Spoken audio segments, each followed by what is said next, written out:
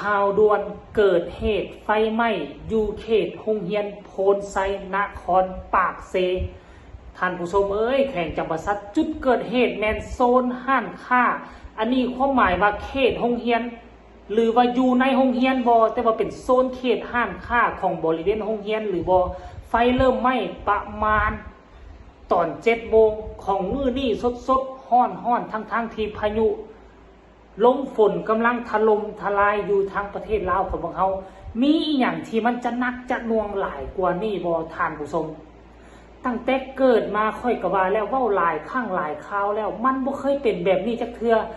อันว่าเรื่องฝนตกพายุมันเป็นเรื่องที่เฮาห้ามบ่ได้แต่ว่าเรื่องเหตุไฟไหม้นี่น่ะเป็นเรื่องที่พวกเฮาป้องกันเอาไว้ได้เฮาสามารถป้องกันได้บ่ให้ไฟไหม้นี่มันมีหลายปัจจัยหนึ่งมาเรื่องสายฟืนสายไฟเก่าสายไฟเปื่อยใส่มาหลาย10 ปีอันที่สองมาเงินสร้างบ้านซองที่ปลูกสร้างด้วยไม้แห้งหลายฟ้าหลายปีห้อนหลายต่อห้อนมันก็เกิดไฟไหม้ได้ซึ่งสิ่งเหล่านี้พวกเขาสามารถป้องกันได้แต่ว่าเรื่องที่บ่คาดคิดบ่คาดฝันไฟไหม้อยู่แขวงจำปาสักของพวกเขาในปีนี้ก็คือว่านักหน่วงนับข้างบ่ได้แต่ว่าข้างนี้มันเป็นข้างที่ยิ่งใหญ่ที่สุดถ้ากรณีว่าไหม้อยู่ในโรงเรียนตัวนี้แท้ใดโรงเรียนตัวนี้เป็นโรงเรียนลำดับหนึ่งของแขวงจำปาสักของนครปากเซถ้ากรณีว่าไหม้อยู่โซนห้างค้าถ้าหากว่าลุกลามไปใส่ตึกโรงเรียนนั่นคือผลเสียหายข้างยิ่งใหญ่ที่ว่ามหาศาลที่สุดและค่ำคืนนี้นะนอกจากที่ไฟไหม้อยู่ทั้งนครปากเซแล้วไฟกำลังปัจจุบันนี้ไฟกำลังเริ่มไหม้กำลังแตกลุบอยู่ที่ตลาดศรีวิไลนครหลวงเวียงจันทร์แล้วอีกบนหนึ่งก็อยู่เขตสาลายอย่างก่อนท่านผู้ชมเขตสารคามสิลงไปทางด้านขวามิตรภาพเขตสุนันกาไฟกำลังลุกไหม้เสาไฟฟ้าอยู่ขึ้นลุมเลยท่านผู้ชมเอ้ยแล้วเขาจะเห็นแนวใดบ้าเนี่ยทุกครั้งที่เกิดไฟไหม้90%และแมนไหม้อยู่ที่เสาไฟนี่กำลังแตกลุบอยู่หน้าตลาดศรีวิไลเสาไฟนี่เห็นบ่นี่และอีกตัวหนึ่งนี่ท่านผู้ชมนี่ตัวนี้นี่นะอันนี้อยู่เขตสารคามไหม้เสาไฟฟ้านะนี่นะมือวานนี่ก็มี2 รอบ 3 รอบที่ไหม้เสาไฟฟ้าโอ้โหบาดนี่ไปเบิ้งคลิปนี่สักก่อนเอาทั้ง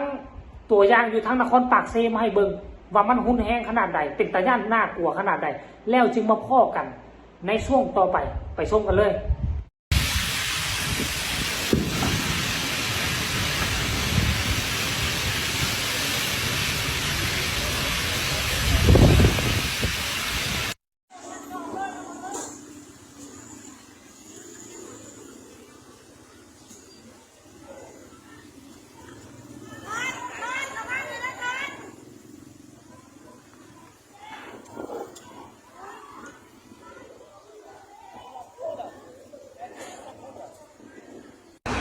ไฟใหม่ห้องเรียน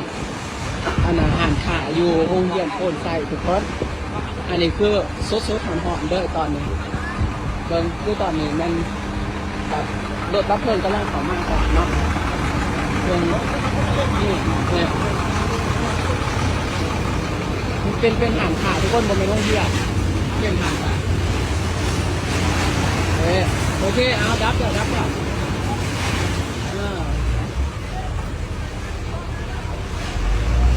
จะมาเดินรับตัวมาหออันด้วยโอเค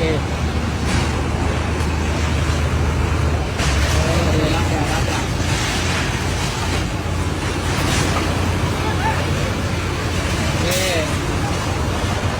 อเคสวัสดีทุกคนรับแล้ว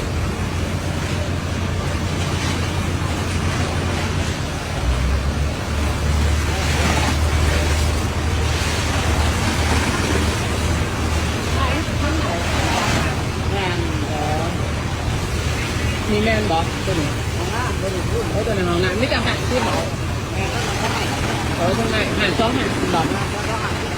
2 หันที่กันไม่เหมือนกันแต่ว่าห้องเรียนบริเป็นยัง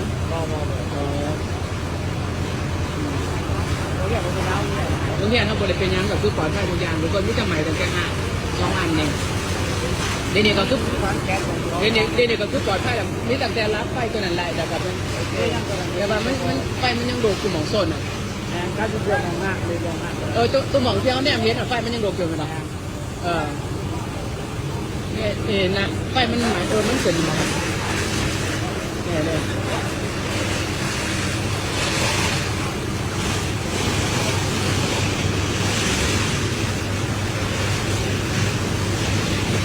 ก็เป็นที่นะเรื่องมากเลยคือแต่ว่าที่คอแม่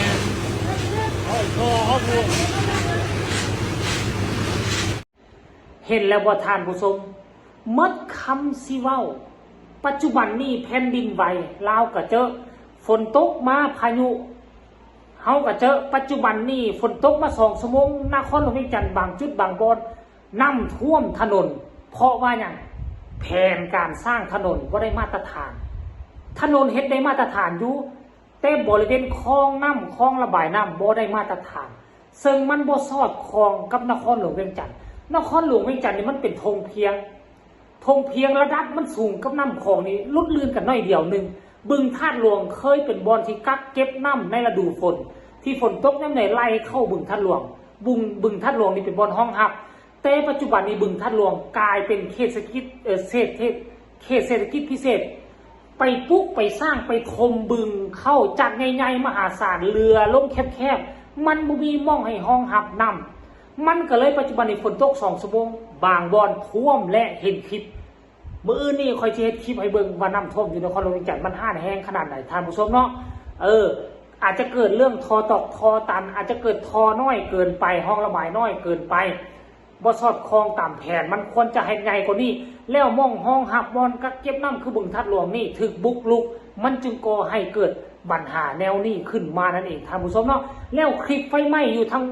เขตโรงเรียนโพนไซมันนักมันหน่วงในท่ากรณีว่ารับบ่ได้มอดบ่ได้มดถ้าลามไปใส่โรงเรียนน่ะลามไปใส่ตึกโรงเรียนน่ะท่านผู้ชมเว้ยโรงเรียนตัวนั้นโรงเรียนรับ1ของแขกเป็นโรงเรียนที่เก่าแก่โรงเรียนที่สร้างมาโดนแล้วค่อยคิดว่าถ้าชาวเมืองปักเซได้ยินข่าวว่าไฟไหม้เขตโรงเรียนตัวนี้หรือว่ามันลามไปใส่โรงเรียนคงจะกระทบต่อจิตต่อใจของคนชาวเมืองปากเซเป็นแท้แน่นอนท่านผู้ชมเอ้ยเอาเรื่องอุทาหรณ์เอามาฝากเอามาต้อนกันเพียงซ้ำนี้ฝากทุกคนกดไลค์กดแชร์กดติดตามเพื่อจะไม่พลาดในคลิปต่อไปที่สำคัญอย่ากดข้ามโฆษณาเนาะเพราะว่าคันผู้ใดกดไลค์ผู้ใดกดแชร์กดติดตามเอาไว้พวกเจ้าจะได้ฮับได้หู้ข่าวเด่นๆที่มันเกิดขึ้นอยู่ในประเทศลาวของเขาคือข่าวในค่ำคืนนี้แหละจะได้เห็นก่อนผู้ใดทั้งหมดใครมีคำตำหนิที่ชมคำคิดคำเห็นเท่าใดกรุณาส่งมาใต้คอมเมนต์หรือมีข่าวห้อนหีบดวนอยู่ทั้งบ้านทานก็ส่งมาใต้คอมเมนต์มาบอกค่อยจะเอาไปนำเสนอให้พี่น้องชาวลาวอยู่ทั้งภายในและต่างประเทศได้ฮับได้หู้สำหรับคลิปนี้ขอฝากเอาไว้สำนี้เนาะขอกล่าวคำว่าสบายดี